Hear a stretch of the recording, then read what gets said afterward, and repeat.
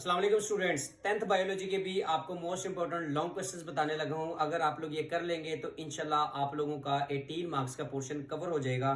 सिर्फ और सिर्फ आपने ये लॉन्ग क्वेश्चंस करने हैं तो इंशाल्लाह आप लोगों का पोर्शन 100% कवर हो जाएगा। और इसके साथ अगर आपको अपने बोर्ड से रिलेटेड कंप्लीट गेस्ट पेपर चाहिए तो 03330303 पर रब्ता कर सकते हैं। 500 चार्जेस हैं जो आप पे करेंगे तो इंशाल्लाह आपको प्रोवाइड कर दिया जाएगा।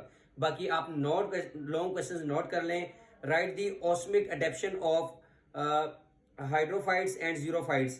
Describe the structure and function of thyroid gland and pancreas.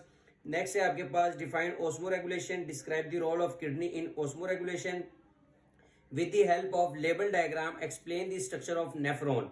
Describe the function of kidney. What is neuron? Explain its three types. Write a note of hemodialysis. What is a neuron or nerve cell? Describe its structure. ये आपने अच्छे से कर लेने हैं। यहां से इंशाल्लाह आप लोगों का जो क्वेश्चन नंबर 5 होगा वो कंप्लीट सॉल्व हो जाएगा।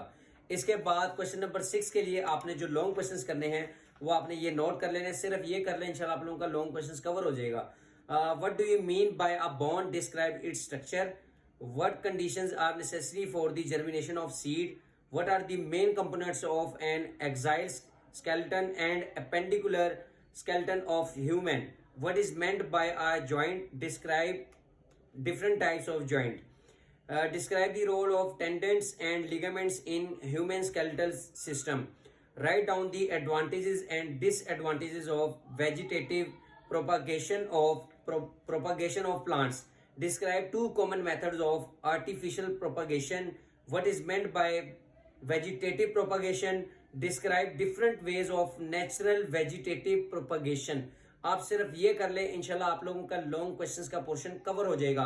बाकी अगर आपको अपने बोर्ड का गेस्ट पेपर चाहिए तो उसके लिए आप लोग हमारे साथ राब्ता कर सकते हैं।